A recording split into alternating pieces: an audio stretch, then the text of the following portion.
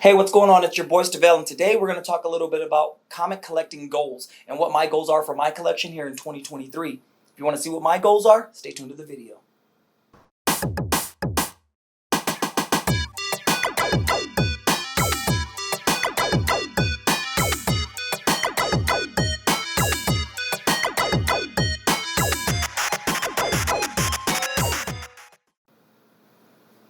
All right, so here's what we got going, guys. So today I'm going to just talk a little bit about some collection goals. So yesterday I was kind of just sitting up and, watching TV and, mulling around because, it was just New Year's and I was hella tired. But so I started thinking, what do I want to do with my collection this year? What are some of my goals? And I came up with, a top 10 books that I want to have in my collection. Now, right now I currently have about 1,000 to 1,200 comics, and I want to consolidate that and get it down to about 10 to 25, but today I'm going to talk about the top 10 books I want in my collection for 2023, and we're going to get right into it. So today at number 10, the number 10 book I want in my collection for this year is going to be Daredevil #1. Now, the reason, Daredevil's an awesome character. He's coming into the MCU. He first appeared in Daredevil #1, 1963, along with Foggy Nelson and Karen Page. Now, I did own this book already at a CGC 1.0, but in 2021, when the comic boom happened, had to let it go, baby. I got offered like 4 times what I paid for it, and I was like, take it. So now I got to buy another copy. So that's what happened there. So that's going to be my number 10 book on my list. And at number 9, I have Batman Adventures #12. Now, this is also another book I already own. This is the first appearance of Harley Quinn. Harley Quinn, she's one of those staple characters. When you think of Batman, you have Joker, Penguin, Two-Face, Harley Quinn. She's like top 5 easily. This is a book I actually sold around that same time. A lot of people were throwing money every which way, and I think I bought this book. I had a CGC 9.2, bought it for like a couple $100 years ago. Had to let it go, but it's on my list this year as another book I want to acquire. So there we go at number 9, Batman Adventures #12. And then at number 8, I have Marvel Spotlight 5. Again, another book that I've owned before. This is the first appearance of Ghost Rider. I bought this book raw. It actually got sent in horrible packaging.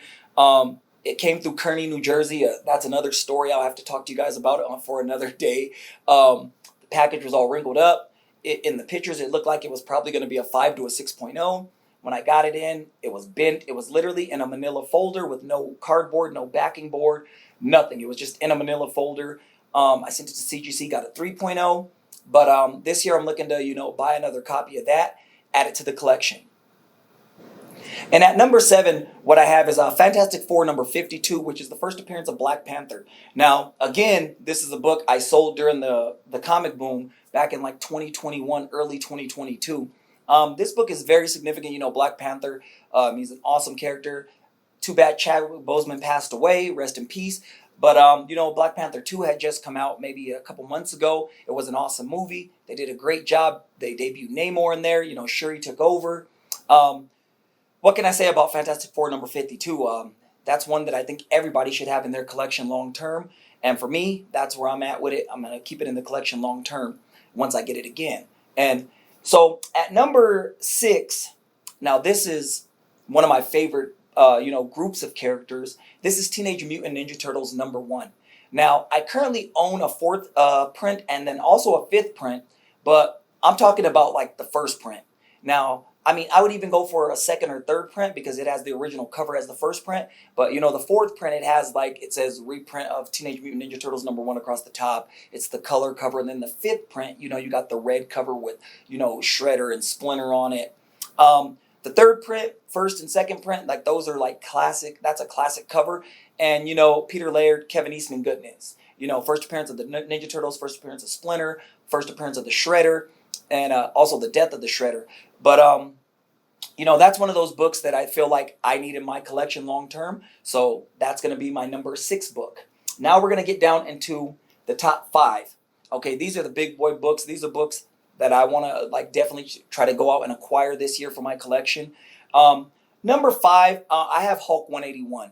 Now, the debate, you know, is it the first appearance of Wolverine? Is it the second appearance of Wolverine for his cameo? Look, I don't care about none of that. Hulk 181 for me is the book that you should be going after if you're a Wolverine collector. Now, I have a copy of Hulk 180, but 181, that's a book that I definitely need in my collection. And, you know, when you're thinking about, like, you know, staple characters in Marvel Comics, you know, Spider-Man, you know, Wolverine's right up there at the top. You know, you have Captain America, Iron Man, the Avengers, but Wolverine's like top 5 characters in Marvel Comics, in my humble opinion, you know. And then at number 4, I have Fantastic Four number 48. I mean, Marvel's going cosmic right now in the MCU, but I don't care about none of that. This is the first appearance of Silver Surfer. And why this is a big book is, you know, it's also the first appearance of Galactus in cameo. And, you know, you definitely need the trilogy, 48, 49, and 50, but I didn't want to put 3 books at number 4. So I just picked 48. And I also already own a copy of 50 and 49. But for me, I just feel like Silver Surfer, if you're collecting cosmic characters, he's such a big character and plays a big role in the Marvel cosmic scene. So for me, that's a no-brainer. And that's one of those books I've never owned. And I just want to like go out and acquire one this year for my collection. And now we're down to the top 3. And this top 3, you know, for me, these are the top 3 books that, you know, that I want to keep long-term, own. You know, these are books that once I get them, not getting rid of them, regardless of the situation.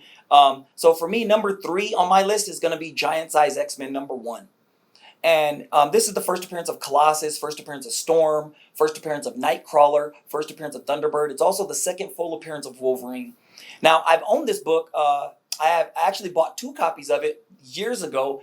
I think I paid $100 for one of them and got it graded. It came back like a 2.0. And then I paid, I think, like $150 for one. But this was like in 2014, 2015. Anyways, Comic Boom happened, got rid of both of them. So now, got to get another copy. And Nightcrawler is one of my favorite X-Men characters. I just love blue characters. Nightcrawler, Beast, Archangel. Who doesn't? You know, they're the coolest characters. So yeah, number 3, Giant Size X-Men number 1. And for my number 2 book on the list, as a Spider-Man fan, this is a staple character, a staple book. I got at number 2, Amazing Spider-Man number 14. Now, this is the first appearance of Green Goblin. Now, Green Goblin, in my opinion, is Spider-Man's, you know, arch nemesis, his arch rival. He is what I think Joker to Batman is, or, you know, you have Lex Luthor and Superman. I think that's what Green Goblin is to Spider-Man. He is his number 1 villain. I can't think of anybody other than like Norman Osborn that has put Spider-Man through so much crap. I mean, you can argue Doc Ock, but Norman Osborn I feel like is his arch rival. And he's my favorite Spider-Man villain, and I collect Spider-Man villain books. So I know that's one that's going to really hurt the pockets, and I'm really going to try to go out and try to acquire that book this year. But yeah, like I said, number 2, Amazing Spider-Man number 14. Before we go any further, if you can, just go ahead and like and subscribe the video down below. It would really help me out, get my video shown to a lot more people. And I'm trying to grow the channel, trying to hit that 1,000 subscriber mark. So it would really help me out if you guys could do that right now before we get to number 1. And without any further hold and wait, we're going to tell you the number 1 book. And my number 1 book that I want to acquire this year for my goals is going to be X-Men number 1. Now, this book is a no-brainer. Silver Age Marvel goodness. It's the first appearance of the X-Men, Angel, Beast, Cyclops, Marvel Girl, Iceman. It's also the first appearance of Professor X and Magneto. This is one of those books that I feel like if you're collecting Marvel Silver Age books, I mean, you got to have this on your list of books that you want to acquire and get. And the X-Men have, you know, done so much throughout the years. They've been in pop culture. There's plenty of movies. They had the animated series. The animated series is coming back, so I don't think the X-Men are going nowhere. So for me, I just feel like that's a staple book, and that's why it's number 1 on my list today. So let me ask you guys, do you guys have any collecting goals for 2023? What are you guys trying to do with your collection? What direction are you going? Like for me personally, like I said, I'm going to be downsizing, consolidating. I'm going to be trading a lot and selling a lot of my, you know, minor keys and investing in more bigger keys. But what are some of your goals? Leave a comment down below and let's talk about it. That's my video for today. You guys all have a blessed day and peace.